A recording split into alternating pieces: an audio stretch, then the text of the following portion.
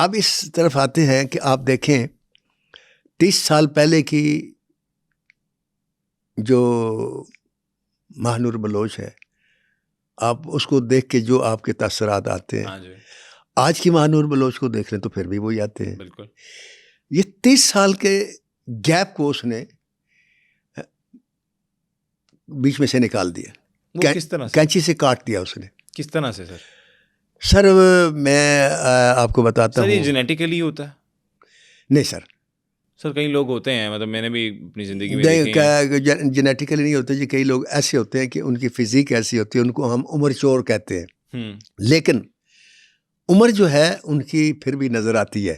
ہاں، کہیں نہ کہیں پتہ چل جاتا ہے کہ یار یہ ایجنگ ہو گئی ہے. اب ماہنور بلوچ کو دیکھ لیں، ماہنور بلوچ کے وہ 30 سال نہیں پتہ چلتے. تو یہ جینیٹیکلی نہیں ہے سر. اگر جینیٹیکلی ہو تو پھر دیکھیں نا، جو حسین آدمی ہو اس کے سارے بچے حسین ہو، ایسا نہیں ہوتا. ہم نے ایسا دیکھا کہ ماں باپ کو خاص شکل کے نہیں، بچے بہت حسین ہوتے ہیں. تو اب ہم 5 بھائی تھے اور میں سب سے چھوٹا. ٹھیک ہے. تو ایک ہی باپ کا خون ہے، ایک ہی ماں کا خون ہے جی. لیکن جو جنگری میرے پاس ہے کسی بھائی کے پاس نہیں تھی. مطلب نہیں، ابھی تک نہیں تھی. نہیں، ہم چاروں بھائی چلے گئے دنیا سے. اچھا. تو لیکن کسی کے پاس وہ جنگری نہیں تھی. اور بڑی ایج میں گئے ہیں میرے بھائی جو تھے، کافی ایجڈ تھے. 104 سال کی عمر میں میرے والد صاحب فوت ہوئے. تو کہنے کا مقصد یہ، میں یہ نہیں مانتا کہ یہ جینیٹیکلی ہوتی ہے. اس میں جو میں نے جو اپنے حساب سے جو رزلٹ نکالا ہے وہ یہ ہے کہ آپ کا ایک اپنا مائنڈ سیٹ ہوتا ہے. جب آپ یہ سوچ لیتے، میں آپ کو بڑے نوجوان دکھاؤں گا جو بوڑھے ہیں، اور کئی بوڑھے دکھاؤں گا جو نوجوان ہیں. یہ بات ہوتی ہے مائنڈ سیٹ کی. آپ جب ایک مائنڈ میں سیٹ کر لیتے ہیں کہ میں نوجوان ہوں اور اس پر قائم رہتے تو آپ نوجوان رہیں گے. کچھ سر راز کی باتیں بھی تو ہوتی ہیں نا، کچھ جو ہماری یوتھ دیکھتی ہے پروگرام، جو بھی لوگ دیکھتے ہیں ان کے لیے کچھ 4-5 پوائنٹس بتائیں کہ کون کون سی ایسی چیزیں کریں جس سے وہ ہمیشہ ایک مطلب یوتھ کی طرح لگیں، ینگ لگیں اور خوبصورت لگیں. سب سے پہلی بات جی سر اس سلسلے میں کہ دین کا علم حاصل کریں. میری خوش نصیبی یہ ہے کہ میں نے مڈل جو کیا ایک اسلامی مدرسے سے کیا. اس کے جو ہیڈ ماسٹر تھے وہ حافظ قرآن تھے. اس سلسلے میں جو ٹپس دے سکتا ہوں اپنے عوام کو، اس میں میرا ایمان ہے نمبر 1 بات، دین کا علم ضرور حاصل کریں. دین کا علم اس لیے حاصل کریں کہ دین سے آپ کو ایک ایسی چیز ملے گی جو آپ کو دنیا کی کوئی چیز نہیں دے سکتی. مثلا اللہ تعالیٰ نے جگہ جگہ فرمایا کہ ہوتا وہ ہے جو میں چاہتا ہوں، اور جو میں چاہتا ہوں وہی اچھا ہوتا ہے. اس میں عام لوگ کہتے تو یہ اس میں اللہ کی حکمت ہوگی، لیکن ہم غور و فکر نہیں کرتے.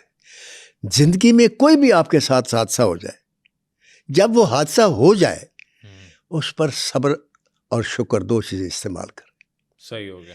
اس لیے آپ فرض کرو آپ آئے ہیں، جی آپ گاڑی پہ آئے ہیں، جی، آپ کی گاڑی کو خدا نخواستہ راستے میں کسی بھی وجہ سے آگ لگ گئی اور آپ بڑی مشکل سے بچے، گاڑی آپ کی آنکھوں کے سامنے جل کر راکھ ہو گئی، آپ کا 15-20 لاکھ روپے کا یا 40 لاکھ روپے کا نقصان ہو. بالکل.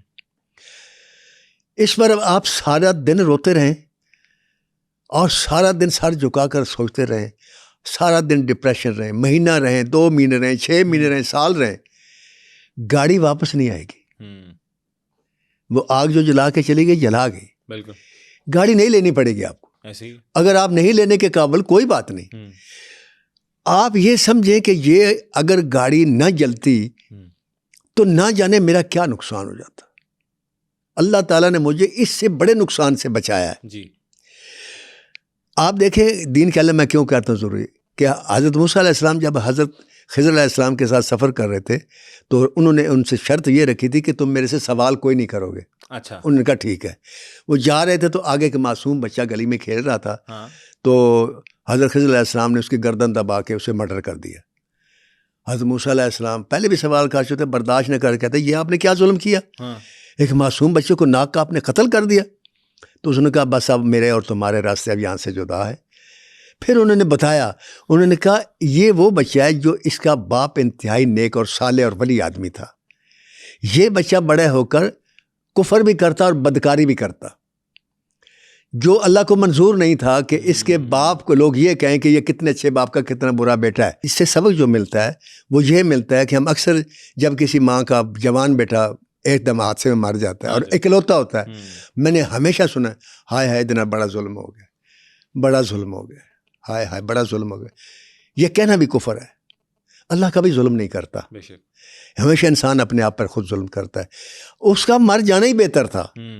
اب یہ جب آپ سیکھ جائیں گے نا صبر کرنا اور شکر کرنا اور حادثے کو اللہ کی رضا سمجھ کے قبول کر لینا, کیونکہ شکر یہی ہے. اللہ تعالیٰ نے کلام پاک میں 5ویں سپارے کی آخری آیت ہے, ما یفعل اللہ بعذابکم, اللہ کہتا ہے مجھے تمہیں عذاب دے کر کیا ملے گا. فَإِن شَكَرْتُمْ وَآمَنْتُمْ, دو ہی باتیں رکھیں, اگر تم شکر کرنا سیکھ جاؤ اور ایمان لے آؤ. کیا بات. اب شکر کیا ہے؟ شکر یہی ہے کہ اللہ جو کرتا ہے وہی ٹھیک کرتا ہے. ہم اپنے آپ کو اپنی لائف کو ڈکٹیٹ کرنے کی کوشش کرتے ہیں. مثلا آپ کی خواہش ہے میں بڑی گاڑی لے لوں, میں یہ کروں, بڑی کوشش کرتے ہیں, نہیں کرتے, نہیں ملتی. آپ کہتے ہیں یار میرے ساتھ اللہ نے انصاف نہیں کیا, مجھے یہ نہیں کیا. تو یار یہ نعوذ باللہ کہنا کہ اللہ نے انصاف نہیں کیا, جو سراپا انصاف ہے. تو یہ جب آپ سیکھ جائیں گے, کیونکہ آپ جب تھکتے ہیں, آپ کی ٹانگیں تھک رہی ہوتی ہیں, بازو تھک رہے ہوتے ہیں, آپ ذہن میں رکھیں نہ آپ کے بازو تھکتے ہیں نہ ٹانگیں تھکتی ہیں, آپ کا مائنڈ تھکتا ہے. اور پھر آگے سے وہ کیونکہ کنٹرول جسم کو مائنڈ کرتا ہے, آرڈر سارے وہی دیتا ہے. تو جس وقت وہ تھک جاتا ہے آپ کا جسم تھک جاتا ہے, کیونکہ اس کا کنٹرول وہ نہیں رہتا جو آپ کو ویسے جو چونکا کے یا الرٹ رکھتا ہے. یہ سب چیزیں یہاں سے. لہٰذا جب آپ اپنے مائنڈ میں ان حادثوں کو نہیں آنے دیں گے اور صبر شکر کر کے جھٹک دیں گے کہ یار جو ہو گیا وہ ہو گیا, تو آپ کی ینگری ہمیشہ قائم رہے گی. اور یہ پہلا اصول تھا. جس دور میں 60,000 روپے کہانی کے لیتا تھا, اس دور میں ایک رات میں 14 لاکھ روپیہ کا نقصان ہوا مجھے. ایک رات سر کیوں؟ وہ میں نے ایک پروڈیوسر سے وعدہ کیا تھا کہ میرے دوست کو فلم دے دو, اچھا اگر تمہیں ریلیز پر جتنے پیسے کم ہوں گے میں دے دوں گا. زبانی بات کی. اوکے. اور اس نے جس وقت وہ فلم ریلیز ہوئی تو بجٹ سے 14 لاکھ روپے زیادہ تھی. تو پتوں کی میں نے 1 ایکڑ زمین مین روڈ ملتان روڈ پر لے کر 4 دیواری بنائی تھی. وہاں میں مل بنانا چاہ رہا تھا, ذرا میرا شوق دیکھے. اچھا, کس چیز کی مل؟ کوئی بھی مل بناتا میں. کہتے نہیں کہ کدی اینو مل تو کدی اینو مل. اے بھی کہہ سکتے ہو, اے بڑا اچھا ویسے پروگرام ہے, اے اج بھی اس مل قائم ہو سکتی ہے. تسی وہ کہنا سی مل آنر ہے جی. ہاں جی, کس چیز کی مل ہے؟ وہ کہنا تو کدی مجھے اینو مل. آئل مل لگانے کا شوق تھا. کس چیز کی؟ آئل مل, یہ جو بنولے کے تیل نکالتے ہیں. اچھا خیر, وہ سر جس وقت وہ آیا اس نے مجھے کہا کہ آپ نے وہ بات کہی تھی. اچھا. اس کا نام محمد سلیمہ زندہ آج. اچھا. سن بھی رہا ہوگا شاید. ہاں بالکل. تو اس نے کہا آپ نے وہ کہا تھا. میں نے کہا بالکل کہا تھا. کہتا جی پھر وہ 14 لاکھ روپیہ. میں نے وہ رجسٹری پکڑی, میں نے کہا یہ لے لے, 14 لاکھ روپے کی میری زمین ہے. اس نے لی. وہ میرا چہرہ دیکھتا رہا, اور کبھی آپ کی میں ملاقات کرواؤں گا. اچھا جی. اور وہ آپ کو بتائے گا کہ لوگ پاکستان فلم انڈسٹری کے بارے میں کہتے ہیں یہاں بڑے برے لوگ رہتے ہیں. کہتے ہیں میں نے پاکستان فلم انڈسٹری میں ایک آدمی کے ساتھ ڈیل کیا, زبانی بات تھی, فلم کا پروڈیوسر بھی میں تھا, اور اس نے مجھے پیسے دے دیے. واہ کیا بات. تو یہ کوئی معمولی حادثہ نہیں تھا, لیکن میرے چہرے پر شکن نہیں آئی.